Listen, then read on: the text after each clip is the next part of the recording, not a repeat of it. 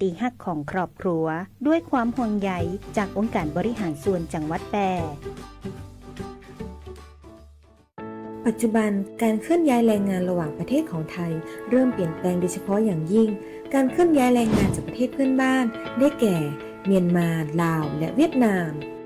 โครงสร้างของประชากรที่เปลี่ยนแปลงไปสู่สังคมสูงอายุจึงมีความจำเป็นที่ต้องนำแรงงานต่างด้าวมาทดแทนกำลังแรงงานไทยที่ยังไม่เพียงพอในหลายกิจการสำนักงานจัดหางานจังหวัดแพร่เป็นหน่วยงานหลักที่ให้บริการจัดหางานแก่ประชาชนทุกกลุ่มเป้าหมายรวมถึงการควบคุมการทำงานของคนต่างด้าวซึ่งปัจจุบันได้นำระบบ e-work permit เข้ามาอำนวยความสะดวกในการให้บริการแก่นายจ้างสถานประกอบการและแรงงานต่างด้าวในกระบวนการการรับคำขอการแจ้งการทำงานของคนต่างด้าวและการผลิตใบอนุญาตการทำงานทั้งนี้สามารถรับชมวิดีทัศน์การให้บริการผ่านระบบ e-work permit ได้ที่เพจ Facebook สำนักงานจัดหางานจังหวัดแพร่หรือสอบถามรายละเอียดเพิ่มเติมผ่านแอปพลิเคชัน LINE Official S435DEAQA หมายเลขโทรศัพท์ 0545117721 หรือ 0545118807 และสายด่วนกรมการจัดหางาน 1506 กด 2 สำนักงานจัดหางานจังหวัดแพร่มุ่งให้นายจ้างและแรงงานต่างด้าวได้รับการคุ้มครองตามกฎหมายอย่างเป็นธรรม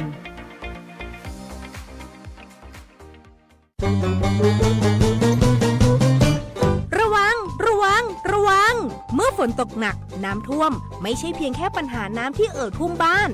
แต่ยังพาเอาโรคและภัยสุขภาพที่อาจจะมากับน้ำได้ไม่ว่าจะเป็นโรคฉี่หนูซึ่งมากับน้ำสกปรกที่สัมผัสกับแผลหรือผิวหนังที่มีรอยถลอกทำให้มีอาการไข้สูงปวดเมื่อยกล้ามเนื้อและอาจจะมีอาการรุนแรงถึงขั้นเสียชีวิตได้โรคท้องร่วงซึ่งเกิดจากการรับประทานอาหารหรือน้ำดื่มที่ปนเปื้อนเชื้อโรคน้ำท่วมมักทำให้แหล่งน้ำดื่มไม่สะอาดดังนั้นควรต้มน้ำให้สุกและเก็บน้ำในภาชนะที่ปิดมิดชิดโรคตาแดงมีอาการระคายเคืองตาแดงหนังตาบวมตาสู้แสงไม่ได้หรือมีน้ำตาไหลโรคเมดิออยโดซีสหรือโรคไข้ดินพบได้ทั่วไปในดินน้ำเชื้อจะเข้าสู่ร่างกายได้จากการสัมผัสน้ำหรือดินที่มีเชื้อปนเปื้อนน้ำดื่มหรือรับประทานอาหารที่ปนเปื้อนเชื้อเข้าไปและภัยสุขภาพที่มากับน้ำท่วมไม่ว่าจะเป็นแมลงสัตว์มีพิษกัดต่อยป้องกันได้ง่ายๆข้อที่1หรือสิ่งของที่กองสุมในบ้านป้องกันไม่ให้สัตว์มีพิษหลบอาศัยข้อที่2ทำความสะอาดจัดบ้านให้เป็นระเบียบไม่อับชื้นข้อที่3ก่อนสวมรองเท้าให้เคาะหรือตรวจเช็ครองเท้าก่อนทุกครั้งอาจมีสัตว์พิษหลบซ่อนในรองเท้าและสุดท้ายความเสี่ยงจากไฟรั่วไฟดูดในน้ำท่วมการเดินลุยน้ำท่วมมีความเสี่ยงที่จะเกิดไฟรั่วไฟดูดเนื่องจากไฟฟ้าเข้าถึงทุกที่ทั้งเสาไฟฟ้าตู้โทรศัพท์และสิ่งปลูกสร้างต่างๆการที่ไฟฟ้ารั่วลงสู่น้ำท่วมทำให้น้ำกลายเป็นตัวนำไฟฟ้าซึ่งอาจจะทำให้เกิดอันตรายต่อชีวิตได้อย่างง่ายดายป้องกันไม่ให้เกิดเฝ้าระวังอย่างใกล้ชิด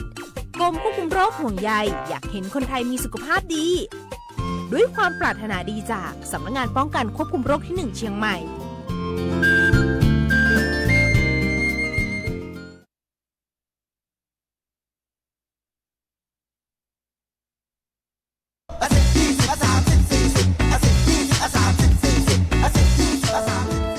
ถ้าความเร็วบนท้องถนนในชุมชนเป็นตัวเลขเหล่านี้ก็คงดี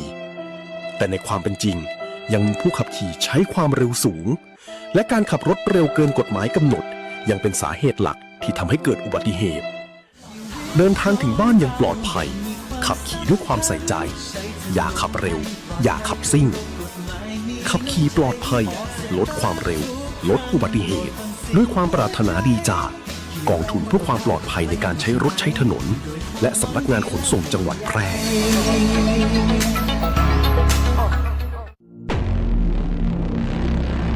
ภัยจากการสู้รบก่อให้เกิดความเสียหายอย่างมหาศาลทั้งต่อชีวิตมนุษย์สิ่งแวดล้อมและโครงสร้างพื้นฐานทหารพลเรือนจำนวนมากต้องเสียชีวิตบาดเจ็บสาหัสและหลายครั้งนำไปสู่ความพิการถาวรมีปัญหาสุขภาพจิตเกิดโรคเครียดหลังเหตุการณ์สะเทือนขวัญส่งผลกระทบในระยะยาวต่อคุณภาพชีวิตประชาชนผู้ประสบภัยสงครามจำนวนมากต้องเผชิญกับความยากลำบากในการใช้ชีวิตต้องอพยพหนีภัยจากพื้นที่สู้รบกลายเป็นผู้พลัดถิ่นโรงพยาบาลดง รงเรียนที่อยู่อาศัยและระบบสาธารณูปโภคที่สำคัญน้ำประปาไฟฟ้าถูกทำลายประชาชนไม่สามารถเข้าถึงบริการพื้นฐานได้การใช้อาวุธอันตรายต่างๆอาวุธเคมีทุ่นระเบิดที่อาจตกค้างหลังจากสงครามทำให้แหล่งน้ำดินปนเปื้อนสารพิษจากอาวุธเหล่านี้ป่าไม้ถูกทำลายเกิดผลกระทบร้ายแรงต่อระบบนิเวศและสุขภาพของประชาชนในพื้นที่เกิดการขาดแคลนอาหารอย่างรุนแรงนำไปสู่ความอดอยากก่อให้เกิดอันตรายร้ายแรงและ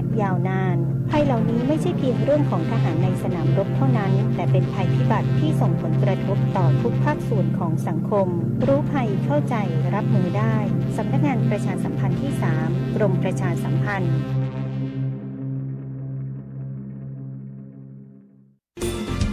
วิทยุแห่งประเทศไทยจังหวัดแพร่ FM 91 เมกะเฮิรตซ์ให้ความรู้คู่ความสุขฟังก่อนครับกับรายการสัญจรปลอดภัยกับกรมการขนส่งทางบกขับขี่ปลอดภัยใส่ใจทุกการเดินทาง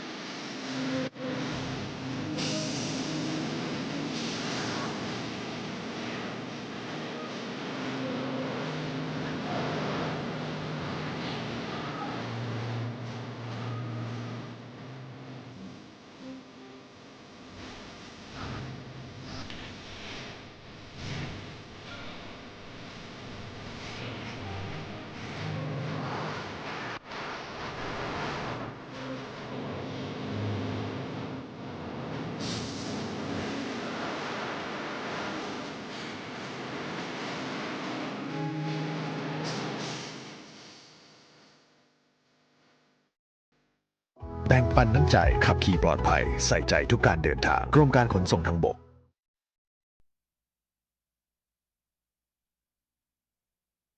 สวัสดีเจ้าคุณผู้ฟังตอนรับเข้าสู่ช่วงของรายการมวลใจใบ3นะเจ้าสัญจรปลอดภัยกับกรมการขนส่งทางบกโดยสำนักงานขนส่งจังหวัดแพร่นะวันนี้ปะกันวันพุธที่26 สิงหาคมนะเจ้าพุทธศักราช 69นะอยู่ด้วยกัน1ชั่วโมงตรงนี้เป็นประจำนะเจ้ากับสัญจรปลอดภัยกับกรมการขนส่งทางบกโดยสำนักงานขนส่งจังหวัดแพร่นะเจ้ามีข้อมูลข่าวสารเนื้อหาสาระดีๆมาฝากคนผู้ฟังนะ1ชั่วโมงนะเจ้าวันนี้เนาะบรรยากาศก็บดมืดนะแต่เจ้ามีฝนอ่อยลงมาหน่อยหนึ่งนะเจ้าแล้วก็ตะคืนนี่นะเหมือนว่าตั้งร่องกว้างนะเจ้าจะมีฝนตกค่อนข้างหนักนะเจ้าก็ช่วงนี้เนาะตามตีกรมอุตุนิยมวิทยาเปิดได้แจ้งไว้นะจะมีฝนนะเจ้าไปจนถึง31สิงหาคม2569นะช่วงนี้เนาะฝนก็จะเริ่มตี40% ก่อนนะหลังจากนั้นก็จะก่อยๆเพิ่มขึ้นนะไปถึง80% นะเจ้าในวันที่31สิงหาคม2569เนาะเพราะฉะนั้นในรอบสัปดาห์นี้นะเจ้าท่านตีจะเดินทางหรือว่าไปไหนตั้งใดนะก็ขอให้วางแผนการเดินทางเพื่อเวลาไว้ตัวเนาะเพราะว่าจะมีฝนตกหนักนะเจ้าในพื้นที่ของภาคเหนือตอนบนกันตัวนะเจ้าก็เป็นเพราะเกิดจากร่องมรสุมนะคุณผู้ฟังร่องมรสุมตีผ่านมาในพื้นที่ของภาคเหนือตอนบนพอดีนะเจ้าก็อยากจะแจ้งเตือนคุณผู้ฟังประชาชนเนาะเฝ้าระวังนะน้ำป่าไหลหลากน้ำล้นตลิ่งนะเจ้าน้ำท่วมซ้ำซากนะหรือว่าพื้นที่อยู่ตั้งน้ำไหลผ่านนะใกล้ห้วยหนองคลองบึงนะหรือพื้นที่ราบลุ่มเนาะต้องเฝ้าระวังอันตรายที่จะเกิดขึ้นนะจากฝนตกหนักนะเจ้าเปิ้นก็บอกว่าในช่วง26นะ26ถึง28สิงหาคมเนี่ยภาคเหนือภาคตะวันออกเฉียงเหนือภาคกลางภาคใต้นะเจ้าก็จะมีฝนนะเจ้าแล้วก็มีร่องมรสุมผ่านประเทศเมียนมาตอนบนลาวตอนบนนะเจ้าก็จะเข้าสู่พายุโซนร้อนนาราบริเวณตอนใต้ของมณฑลกวางตุ้งประเทศจีนนะเจ้าแล้ว29สิงหาคมถึง1กันยายน69ประเทศไทยของเขาก็มีฝนเพิ่มขึ้นแหมนะแล้วก็จะมีฝนตกหนักถึงหนักมากในบางแห่งโดยเฉพาะภาคเหนือตอนบนภาคตะวันออกเฉียงเหนือตอนบนภาคตะวันออกของภาคนะเจ้ารวมไปถึงนะอาจจะมีคลื่นลมแห้งนะเจ้าตั้งอันดามันเนาะก็จะมีคลื่นอยู่2 ถึง 3 เมตรบริเวณที่มีฝนฟ้าคะนองก็จะมีคลื่นสูงหนักกว่า3 เมตรนะเจ้าอ่าวไทยมีคลื่นสูง2 เมตรนะถ้าฝนตกอาจจะมีคลื่นสูงเกินกว่า2 เมตรได้นะเจ้ารวมไปถึงเนาะตั้งประเทศไทยของเฮาเนาะภาคเหนือตอนบนภาคตะวันออกเฉียงเหนือตอนบนภาคตะวันออกนะเจ้าก็จะเป็นด้านรับลมมรสุมตะวันตกเฉียงใต้เนื่องจากร่องมรสุมเลื่อนลงมาผ่านในภาคเหนือภาคตะวันออกเฉียงเหนือเนาะเข้าสู่หย่อมความกดอากาศต่ำกำลังแห้งนะเจ้าบริเวณชายฝั่งประเทศเวียดนามตอนบนแล้วก็อ่าวตังเกียเนาะก็เนี่ยไทยเฮานะเจ้ามีตึงฝนตกนะมีตึงลมคลื่นทะเลนะเจ้าก็ขอให้ทุกท่านนะระมัดระวังในการเดินทางหรือจะไปแอวไหนตั้งใดนะเจ้าช่วงที่ฝนตกหนักนะเจ้างดในเรื่องของแอวน้ำตกนะลำธารต่างๆนะเจ้าเพราะเสี่ยงต่อการเกิดน้ำป่าไหลหลากนะเจ้าท่านที่มีบ้านมีจองนะอยู่ติดน้ำติดตานะอันนี้ก็ต้องเฝ้าระวังเช่นกันนะเจ้าช่วงไหนที่ฝนตกหนักเนาะเหตุการณ์บ่ปกตินะเจ้าในภาคหลังๆมาเนี่ยภัยพิบัติทางธรรมชาตินะเกิดขึ้นบ่อยครั้งนะเจ้าอย่าประมาทเนาะภาคเหนือฝน 40% ถึง 80% นะเจ้าฝากกันไว้ตัวนะแจ้งเตือนเรื่องของอากาศกันก่อนนะเจ้า ช่วงต่อไปนะน้องปุ๋ยมีข้อมูลเรื่องของพฤติกรรมเวลาขับขี่เนี่ยหลายท่านจะมีพฤติกรรมที่หลากหลายในระหว่างของการขับขี่นะเจ้าเดี๋ยวช่วงหน้าเราจะกลับมาอุมาจากกันนะเจ้าทักทายคุณผู้ฟังติดตามหน้าปัดวิทยุ FM 91 เมกะเฮิรตซ์วิทยุออนไลน์นะรวมไปถึงต่างหน้าเพจ Facebook Live นะเจ้าทักทายคุณกลับตัวกลับใจนะคุณการจนานะเจ้าปีสุริรัตน์กันตัวเนาะตีอยู่เป็นเพื่อนกันก็ฝากกดไลค์กดแชร์นะส่งสติกเกอร์มาเป็นกำลังใจให้กับผู้จัดรายการก็ได้นะเจ้าไปฟังเพลงกันก่อนเนาะแล้วเดี๋ยวช่วงหน้าอูจ๋าข้อมูลข่าวสารเจ้า ฟังก่อนครับกับรายการสัญจรปลอดภัยกับกรมการขนส่งทางบกขับขี่ปลอดภัยใส่ใจทุกการเดินทาง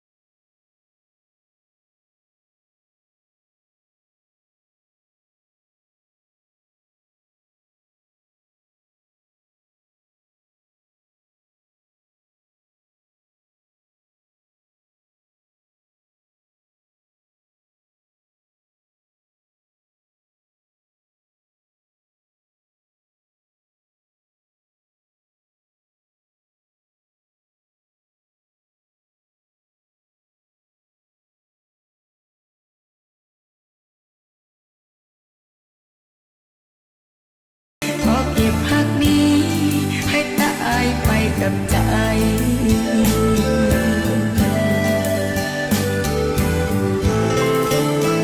เมื่ออายมีคนที่ดีกว่า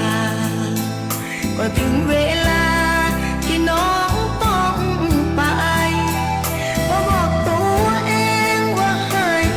ตัดใจก่อนความหวั่นไหวก็จุกในใจทุกที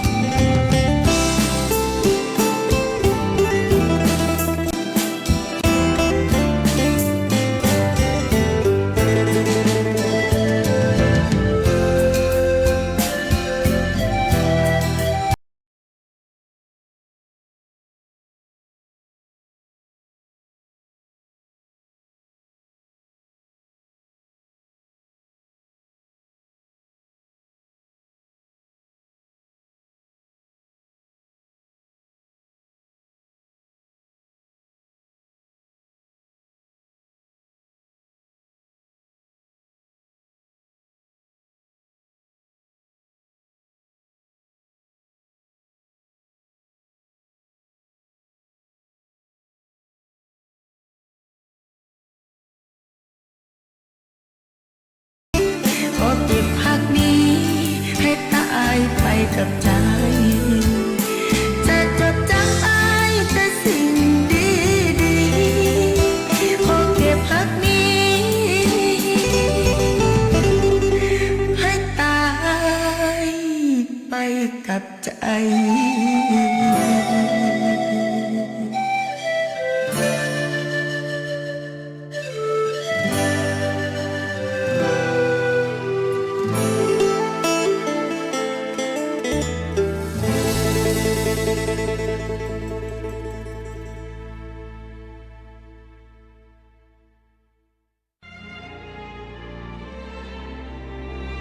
เป็นไอหยังจะได้มาแย่หน้าเศร้าๆกึดนักกะ ก็บ่ฮื้อกึดนักได้จะใดก็เรื่องหนี้สินกวนใจ หาตังออกก็บ่ได้เนี่ย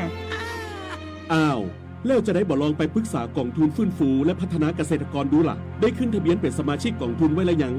แน่สงสัยยังบ่ฮู้แน่ๆเลยก็ถ้าเป็นสมาชิกแล้วมีหนี้ในระบบเกี่ยวกับการเกษตรเขาสามารถยื่นขอขึ้นทะเบียนหนี้กับสำนักงานกองทุนฟื้นฟูและพัฒนาเกษตรกรสาขาแปรได้นะเขาจะให้คำปรึกษาหรือช่วยแก้ปัญหาหนี้สินของเกษตรกรตัวเนอร์ โอ้ยมีจะอีตัวกะ แล้วถ้าเฮาบ่มีหนี้บ่มีสินดูจะมีอันหยังมาส่งเสริมสนับสนุนเกษตรกรพ่อง มีเหมือนกันนะเขาก็ไปสมัครเข้าองค์กร หรือจัดตั้งกลุ่มใหม่ร่วมกันบ่น้อยกว่า50คนก็ได้ แล้วก็ไปขอรายละเอียดยื่นเสนอแผน และโครงการเพื่อฟื้นฟูและพัฒนาอาชีพของเขา แต่อีแล้วเฮาจะไปติดต่อตังใด อ๋อ สำนักงานกองทุนฟื้นฟูและพัฒนาเกษตรกรสาขาแปรตั้งอยู่ตรงข้ามธนาคารออมสินสาขากาดน้ำทองตำบลนาจักอำเภอเมืองแปรจังหวัดแปรโทร054 534 381 หรือ 080 067 1185 เกษตรกรที่ไปติดต่อบ่ได้เสียการใช้จ่ายใดๆทั้งสิ้นนะเจ้า สายดิบต้องระวัง ชอบกินลาบดิบก้อยสด เลือดสด หรือหมูกระทะที่ยังไม่สุกใช่ไหม ระวัง โรคไข้หูดับ อันตรายถึงขั้นหูหนวกถาวรหรือเสียชีวิตได้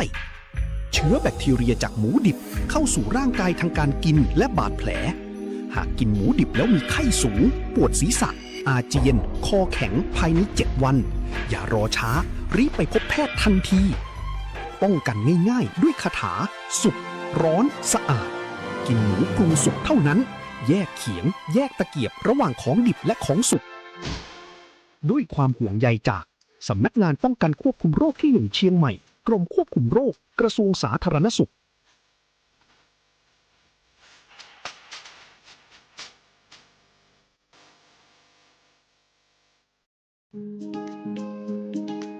สินเชื่อสวัสดิการเป็นสินเชื่อเพื่อที่อยู่อาศัยสำหรับลูกค้าสวัสดิการที่หน่วยงานทำข้อตกลง โครงการสวัสดิการเงินกู้ที่อยู่อาศัย ประเภทไม่มีเงินฝากกับธนาคาร ไม่ว่าจะซื้อที่ดิน ปลูกสร้างอาคาร ต่อเติม ซ่อมแซม ไถ่ถอนจำนองที่ดิน ซื้ออุปกรณ์สิ่งอำนวยความสะดวกเพื่อประโยชน์ในการอยู่อาศัย หรือจะกู้เพิ่ม ผ่อนชำระไม่น้อยกว่า 3 ปี และไม่เกิน 40 ปี โดยอายุผู้กู้ รวมกับระยะเวลาที่ขอกู้ ต้องไม่เกิน 70 ปี อัตราดอกเบี้ยตามเงื่อนไขที่ธนาคารกำหนด สนใจติดต่อได้ที่ธนาคารอาคารสงเคราะห์ใกล้บ้านแอดไลน์ GHB Buddy หรือโทร 054-621-490-5 ทอส.แพร่พร้อมให้บริการคุณ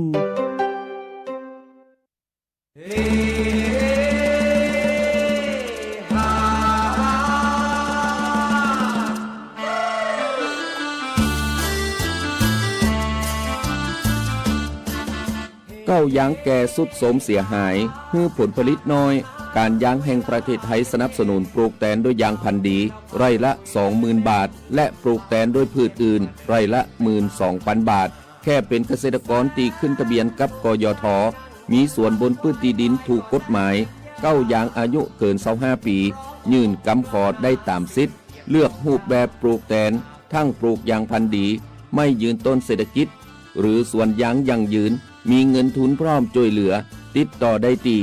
054-069-605 การยางแห่งประเทศไทยจังหวัดแพร่ ลมทุ่งพัดโชยชื่นช่ำสาวสาวอาบน้ำที่ลำประโด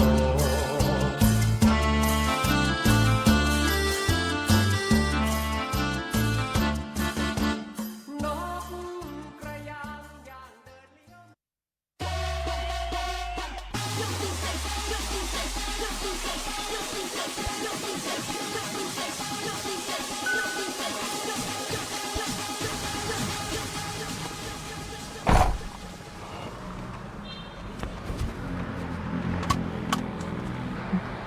กลับบ้าน เมาไหมครับ อ้าวนิดหน่อย มาจากไหนเนี่ย จะติดรถกลับด้วยเหรอ ไปไป เมาไหมครับ เมาแล้วขับ ถูกจับเสี่ยงเสียชีวิต โอ้ยนิดหน่อยนะไหว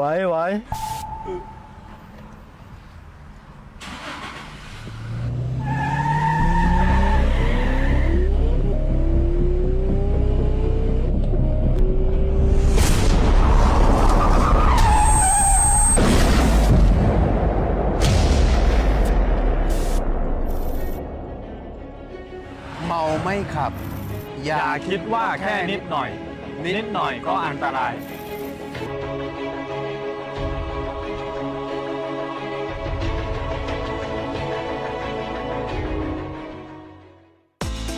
รายการสัญจรปลอดภัย Have a safe drive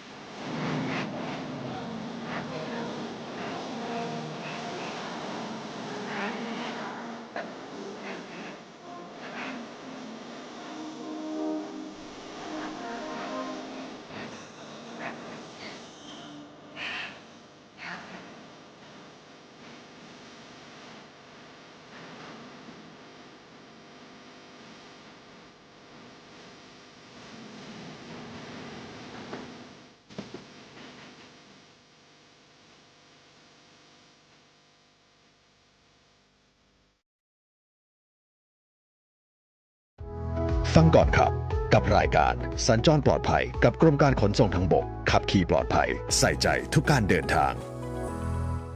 ฟังผลงานเพลงมนๆกันแล้วนะเจ้าก็กลับเข้ามาในช่วงของ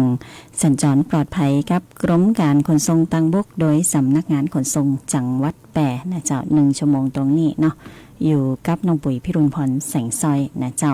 ในช่วงนี้นะจะอู้จากันถึงเรื่องของสารพัดพฤติกรรมนะเจ้าว่าเนี่ยหยังนะคณะขับขี่นะทำไมนะหลายท่านอาจจะมีพฤติกรรมที่น้องปุ๋ยกำลังจะอู้ต่อไปนี่นะเจ้าพฤติกรรมที่เป็นพฤติกรรมสารพัดเนาะในขณะที่ขับขี่นะบางท่านอาจจะงมมือถืองมโทรศัพท์อยู่นะเจ้าเปิ่นบอกว่ามีหลากหลายพฤติกรรมเนาะบอกว่าจะเป็นการพอซีรีส์นะหลายท่านติดซีรีส์เนาะก็ปฏิเสธบ่ได้นะว่ามันม่วน นะเจ้าบางเตือนเนี่ยติดซีรีส์นะเจ้าต้องดูให้จบนะอยู่ในตั้งใดก็กดพอนะดูซีรีส์หรือว่าการสนทนานะเปิ้นห้องเมาแซ่บนะ เมาแซ่บคณะขับขี่นะอันนี้ก็จะเนี่ยบ่ได้พอถนนหนทางคณะขับขี่เนาะถ้าเป็นคนนั่งเป็นคนโดยสารบ่ต้องฮื้อเนาะคุณผู้ฟังแต่ว่าถ้าเป็นคนขี่นะบ่ได้พอถนนหนทางอันนี้ก็เสี่ยงต่อการเกิดอุบัติเหตุนะบางเตือผู้โดยสารนะอาจจะจวนคนขี่พอตัวแหมนะพอนี่กำดูนะเพียงเสี้ยววินาทีก็เกิดความประมาทขึ้นนะเจ้าเราก็อยากให้เกิดอุบัติเหตุนะคุณผู้ฟังเพราะฉะนั้นเนาะเข้าใจขี่รถกลับบ้านก่อนนะไปดูต่อที่บ้านนะ หรือว่าไปขับขี่รถเนี่ยก่อนเนาะแล้วก็เวลาอยู่บดาอยู่ว่างๆหรือในช่วงเวลาพักผ่อนก็ค่อยพอนะเจ้าเพื่อความปลอดภัยเนาะขี่รถก็จะต้องพอถนนหนทางนะคุณฟังเพื่อหลีกเลี่ยงการเกิดอุบัติเหตุนะเจ้านอกจากดูซีรีส์แล้วนะหลายท่านก็เวลาขับรถนะบ่ได้จับพวงมาลัยนะคุณฟังนอนเติกนะคันเร่งก็ย่ำไปนะมือสองข้างนี่อาจจะประสานไว้ตีง่อนตีไทยทอยนะหรือว่าเติกหน้าต่างอยู่นะเจ้าบางท่านใจเขาขับรถก็มีนะคุณผู้ฟังบ่ได้ใจมือจับพวงมาลัยเนาะใจเขาจับพวงมาลัยอีกก็มีนะคุณผู้ฟังบางท่านนะอันนี้ก็ต้องระวังในเรื่องการควบคุมพวงมาลัยบ่อยู่แล้วก็จะเจอเหตุการณ์บ่คาดฝันนั่นก็คือการเกิดอุบัติเหตุนะเจ้านอกจากนี้แล้วนะหลายท่านบ่อยากให้เสียเวลาเนาะแต่งหน้าในรถนะมันยามันยิงอาจจะมีผ่องนะเจ้ากินข้าวนะถ้าแต่งตอนตีจอดอยู่บ่ใจจอดไฟแดงนะยังไม่ได้ออกบ้านเตือนนะหรือบางทีเนี่ยกำลังเข้าไปนั่งในรถนะสตาร์ทรถอุ่นเครื่องในระหว่างนั่นนะเจ้าจอดอยู่ตีโรงรถนี่นะก็แต่งหน้าไปตัวอันนี้บ่เป็นหยังนะแต่ว่าขี่ไปตัวแต่งหน้าไปตัวนะหรือขี่ไปตัวกินข้าวไปตัวนะขี่รถไปตัวขับรถไปตัวแก้งานนะกำโน้ตบุ๊กกำมือถือขึ้นมานะเจ้าบางพ่องนะเมาหมอยหอยสังนะฝอยเรียงเจ้าบ้านนะหม่วนไปน้อยนะลืมพอถนนหนทางนะอันนี้เนาะยุดทำกิจกรรมทุกอย่างที่น้องปุ๋ยว่ามาเนี่ยแล้วก็ขับรถมีสติขับรถปลอดภัยนะเจ้าเรื่องอื่นเอาไว้ทำที่หลังนะอันนี้เนาะเป็นพฤติกรรมตีหลากหลายนะบางท่านนะตัดขาดจากโลกภายนอกนะขับขี่รถอยู่กับแต่นะแต่เบลองงมึนกึดหลายอย่างนะหรือใส่หูฟังนะเปิดเพลงดังในรถนะบ่ได้ฟังเสียงไผในตั้งนอกนะบ่ได้ยินเสียงแกรถนะบ่ได้ยินเสียงถนนหนทางเนาะฟังเพลงเพลินนะเจ้าใจโหมดตัดเสียงรบกวนนะก็ย่าให้เกิดอุบัติเหตุได้นะเพลินฟังไปนะตาบ่ได้พอถนนนะอันนี้ก็เกิดอุบัติเหตุเนาะใครเนี่ยพฤติกรรมตีน้องปุ๋ยอู้มาพ่องนะเจ้าก็ขอยุดเนาะแล้วก็ หลีกเลี่ยงการทำกิจกรรมนี่นะคณะขับขี่นะเจ้ากินข้าวจอดรถในตีปลอดภัยนะนั่งกินข้าวในรถอันนี้ได้นะเจ้าบ่ใจจอดติดไฟแดงนะไปจอดส่วนสาธารณะก้านะพักตีปั๊มน้ำมันนะอันนี้ได้นะเจ้ากินในรถกับรถของท่านเนาะซับตึงนะกับรถของท่านนะแต่ว่าถ้ากินไปตัวขี่ไปตัวนะแก้งานไปตัวนะแต่งหน้าไปตัวขับรถไปตัวนะมือกับบจับพวงมาลัยนะเจ้าใจหัวเข่าผ่องนะมือบว่างนะใจหัวเข่าตึกพวงมาลัยไว้กำนะพอซีรีนะพอหนังพอข่าวนะอันนี้ก็เป็นอันตรายเนาะส่วนใหญ่ถ้าเกิดถ้าเขาขับขี่นะขี่รถยนต์ขับรถยนต์ส่วนใหญ่ใจหูฟังนะเจ้าใจหูฟังเสียงใจตาพอท่องถนนนะเจ้าบางท่านเนาะอยู่ในรถกันแล้วนะใส่หูฟังแหมนะเปิดเพลงดังในหูฟังแหมนะเวลาเกิดอุบัติเหตุหรือมีการเตือนจากรถตีสวนม้าหรือรถตีอยู่ตั้งหลังนะโอ้เป็นเต็กแก๊สนันปันปื้นไม่ได้ยินนะเพราะว่าหูเนี่ยฟังเพลงนะฟังเพลงดังอยู่นะหรือฟังเพลงในรถดังเกินไปนะอันนี้ก็เป็นอันตรายได้นะเจ้าคนฟังเนาะฝากกันไว้ด้วยนะเจ้าห่วงใยทุกการเดินทางนะเจ้าด้วยความห่วงใยจากสำนักงานขนส่งจังหวัดแปรแล้วก็สวทแปร FM 91เมกะเฮิรตซ์นะเจ้านำเอาข้อมูลข่าวสารนะมาอู้จาเล่าสู่กันฟังเนาะความหูกูความสุขไปด้วยนะคุณผู้ฟังบางวันก็จะอู้นักน้อยนะบางวันก็เปิดเพลงนักน้อยนะเจ้าก็เป็นไปตามสถานการณ์แล้วก็ข้อมูลข่าวสารเนาะส่วนใหญ่น้องปุ๋ยก็เอาข้อมูลข่าวสารมาจากต่างกรมการขนส่งทางบกนะเดี๋ยวนี้เปิดมีสื่อประชาสัมพันธ์หลากหลายเนาะส่วนใหญ่ก็จะเน้นมาเปิดดูที่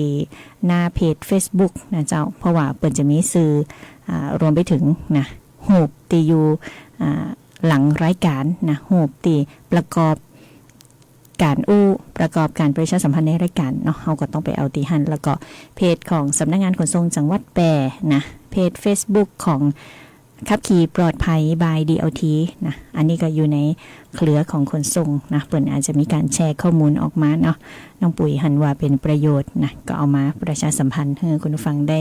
ติดตามรับฟังนะเจ้าหากท่านมีข้อสงสัยติดต่อสอบถามกรมการขนส่งทางบกเนาะสายด่วน1584ตลอด24ชั่วโมงนะเจ้าหรืออยากจะติดต่อนะภารกิจเกี่ยวกับงานขนส่งนะก็ติดต่อได้ที่ขนส่งจังหวัดหรือขนส่งสาขานะจะไปสอบใบขับขี่จะไปต่อใบอนุญาตขับขี่จะไปจดทะเบียนรถนะจะไปถามเกี่ยวกับรถหรือไปตรวจสภาพนะหรือบางท่านเนาะมีการดัดแปลงรถนะหรืออาจจะไปซื้อรถตีถูกดัดแปลงมานะไปปรึกษาหาหรือตีสำนักงานขนส่งได้นะอันไหนถูกต้องอันไหนบ่ถูกต้องนะเจ้าอันไหนที่เป็นไปตามกฎหมายอันไหนที่ผิดกฎหมายเนาะเปิ้นก็จะชี้แจงให้นะเจ้าถ้าผิดกฎหมายเฮาก็เปลี่ยนให้มันถูกกฎหมายนะคุณผู้ฟังเพราะว่าเดี๋ยวจะเป็นเรื่องเป็นราวนะเสียสตังค์กับพุงกับพับต่างๆนะเจ้าอ่ะฟังเพลงกันก่อนเจ้าเอ้ยใครอ่ะฉันคือแม่ย่านางที่มงลงทุกปีสิ่งศักดิ์สิทธิ์เรตติ้งอันดับหนึ่งที่ช่วยคุ้มครองรถและคนขับมาเพียบระยะอ๋อผมจำได้แล้วผมเคยไหว้ป้าอยู่ตอนรถคันนี้ใหม่ๆอ่ะทำไมขับช้าแบบนี้การขับรถเร็วเป็นสาเหตุที่ทำให้เกิดอุบัติเหตุเราไม่ควรใช้ความเร็วเกิน90กิโลเมตรต่อชั่วโมงแกจะเปิดไฟเลี้ยวทำไมสาเหตุที่เกิดการชนท้ายบ่อยๆก็เพราะไม่ยอมเปิดไฟเลี้ยวให้ผู้ร่วมทางได้รับรู้ยูเทิร์นตรงนี้เลยโอ้โหนั่นมันป้ายห้ามยูเทิร์นเห็นไหมนะป้าว้ายออนิวมันปาดมาเหรอถนนไม่ใช่ครูอย่าเรียนรู้ด้วยชีวิต drive safely อ่ะ you know พอนะป้าไม่ต้องยุแล้วถ้าขับรถดีมีวินัยใจเย็นๆใส่ใจกฎจราจรก็ถึงจุดหมายอย่างปลอดภัยไม่ต้องพึ่งสิ่งศักดิ์สิทธิ์ขับขี่ปลอดภัยใส่ใจทุกการเดินทางด้วยความห่วงใยจากกรมการขนส่งทางบก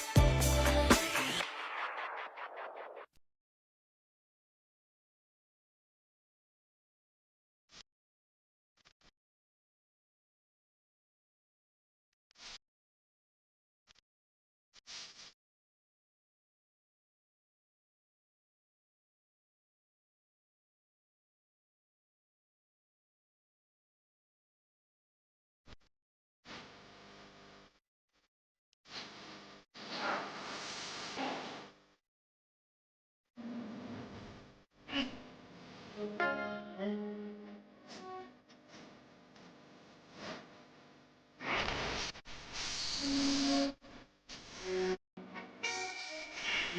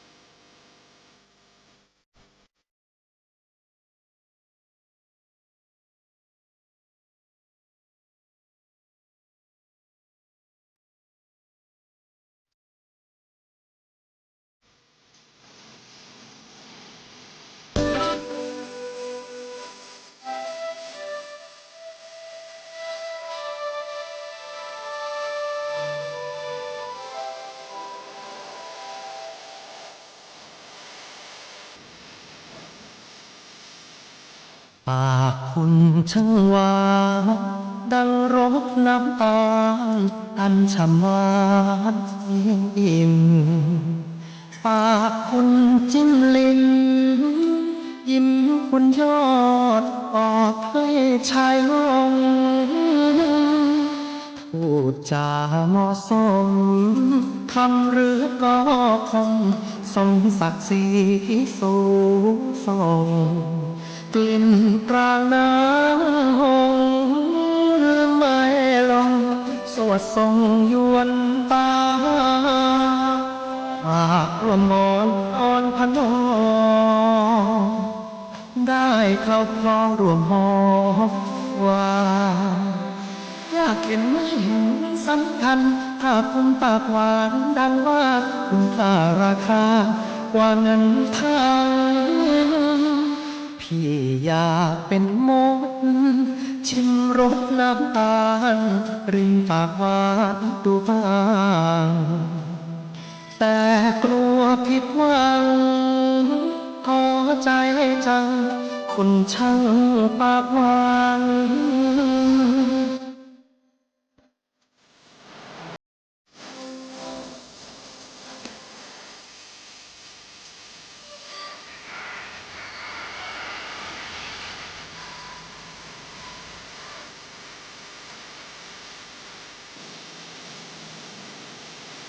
หากลมนอนนอนพนอ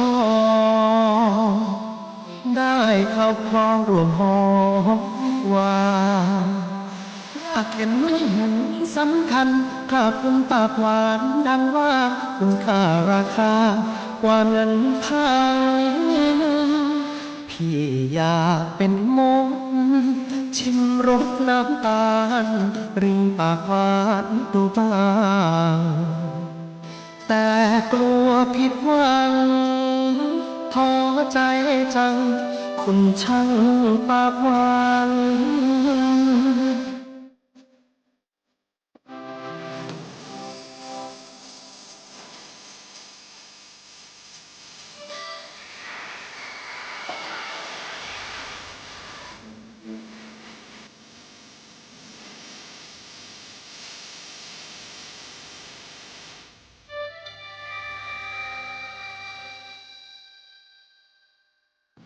วันนี้ต้องขอบคุณแฟนรายการทุกท่านทุกคนนะเจ้าตีให้เกียรติติดตามรับฟังข้อมูลข่าวสารตีเป็นประโยชน์นะเจ้าในช่วงของมวลใจใบ3เนาะสัญจรปลอดภัยกับกรมการขนส่งทางบกโดยสำนักงานขนส่งจังหวัดแพร่นะเจ้าข้อมูลข่าวสารจากสำนักงานขนส่งจังหวัดแพร่กรมการขนส่งทางบกกระทรวงคมนาคมนะเจ้าอยู่ด้วยกัน1ชั่วโมงตรงนี้นะวันนี้เวลาของเฮาหมดลงแล้วนะเจ้าก็มาปะกันได้ใหม่ในวันพุธติเก่าเวลาเดิมนะเจ้าสำหรับวันนี้น้องปุ๋ยต้องนำรายการจากลาคนผู้ฟังไปแล้วนะแล้วก็ส่งท้ายผลงานเพลงเพราะๆนะเจ้าวันพุธก็มาปะกันใหม่นะเจ้าวันนี้ลาไปก่อนสวัสดีเจ้าสนับสนุนโดยกรมการขนส่งทางบกและกองทุนเพื่อความปลอดภัยในการใช้รถใช้ถนน